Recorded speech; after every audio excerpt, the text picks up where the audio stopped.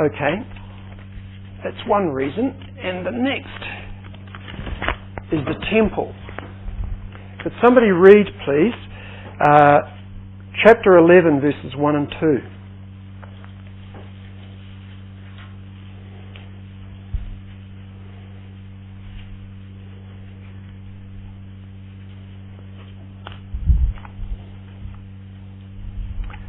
Then there was given me a measuring rod like a staff, and someone said, "Get up and measure the temple of God and the altar, and those who worship in it. Leave out the court which is outside the temple, and do not measure it, for it has been given to the nations, and they will tread underfoot the holy city for 42 months." Okay, good. So that is a statement in relation to the temple in Jerusalem. Does anybody know when the temple was destroyed by the Romans? AD 70. Yeah, very important date. AD 70.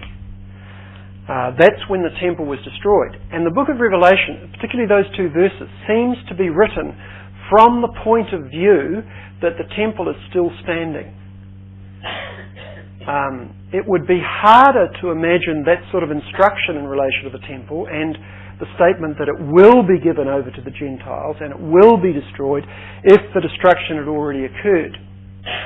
So internal arguments then suggest that the book was written when the temple was still in existence, which again is going to fit Nero more than it's going to fit Domitian.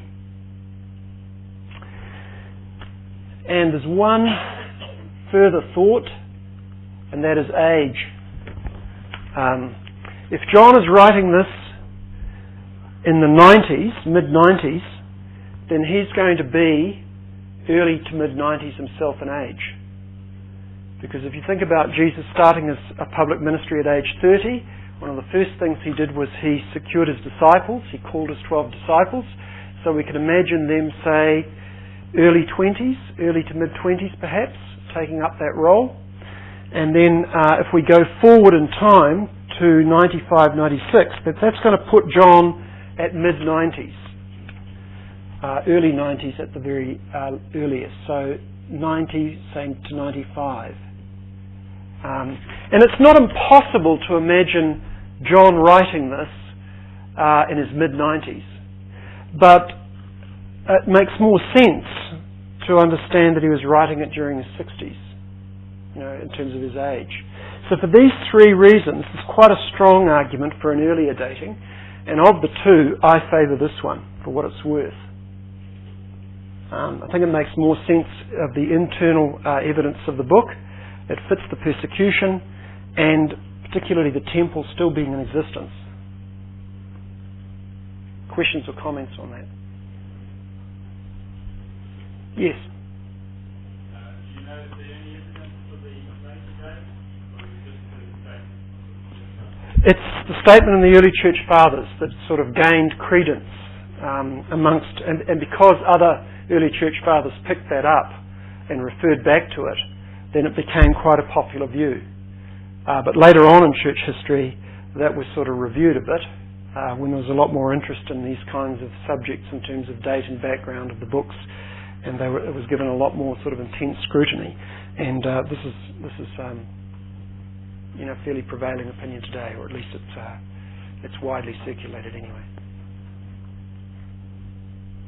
Why is it so important these days? Why is it so important? Well, because when we're approaching any book of the Bible, we really need to know, as best we can, author, date, circumstances. Because that's going to help us interpret the material. And we'll come back to this very, very soon, but those foundational things are important when approaching any date in book in terms of its understanding.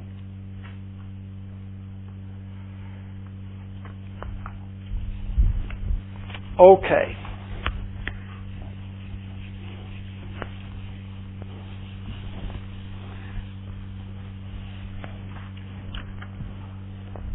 Overview. Now, let me say that there are a number of ways to give an overview of the book of Revelation and to break it down in its various parts. What I've given you here from 1 through to 8 is a very simple overview. This is a simple way of getting to the contents of the book overall. It's possible to break this down into a much more complex type of overview. And if you're reading commentaries on the book of Revelation, you'll find that there's different ways to break down the material. But I've given you what I think is probably the simplest approach to the book overall. So chapter 1 gives the introductory material and the vision of the risen Christ. 2 to 3, letters to the churches. 4 to 7, the book with the 7 seals. So there's a book there, there's a scroll, and it's got 7 seals, and the 7 seals are opened. Then there are 7 trumpets of judgment, chapters 8 through to 11.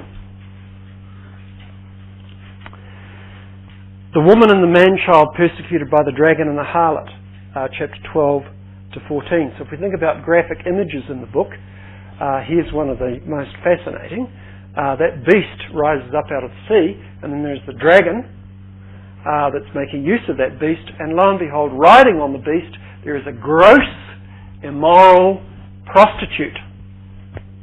And that's a graphic image and picture. So we get that in chapters 12 to 14. Then we get 7 bowls of wrath in chapters 15 and 16. We're told about the fall of the harlot and the beasts, 17 to 19. And then judgment upon the dragon, and the new heavens and the new earth, which Case mentioned earlier, which is chapters 20 to 22. So that's a sort of a flying overview of the book. At least you can get an idea of where the major sequences come and what's the content of those. As I say, it's not the only way to break down the book, and you can get more complex breakdowns because the material is very carefully arranged. It's not randomly thrown together. It's very carefully arranged. But nevertheless, that'll give you some sort of handle on it. Any questions or comments on that? So you're ready to launch into this and read it all for homework next time? Yes. Okay. Right. Now we're going to put the telescope onto very high magnification, and we're going to go into verse 1, which we'll spend quite a bit of time on. And what we'll be looking for here is interpretive clues.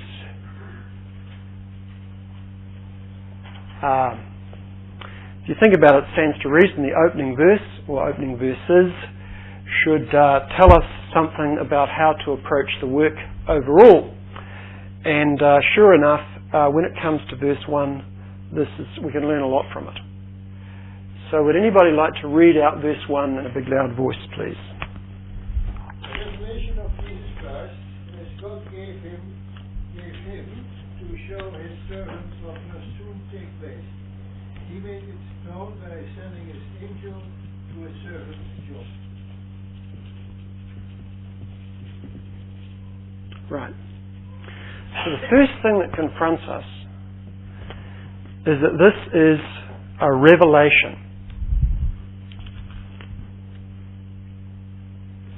It's a revelation. And the Greek word is apocalypsis, from which we get the word apocalypse. Now, when you think of the word apocalypse, what do you think of? Disaster. Apocalypse Now, the movie. The world coming to an end. Nuclear war. Stars falling from the sky. All those apocalyptic things which speak about the end of everything as we know it. That's what we normally understand by the word apocalypse. The interesting thing, though, is that it doesn't have that sort of connotation in the Greek. It simply means revelation.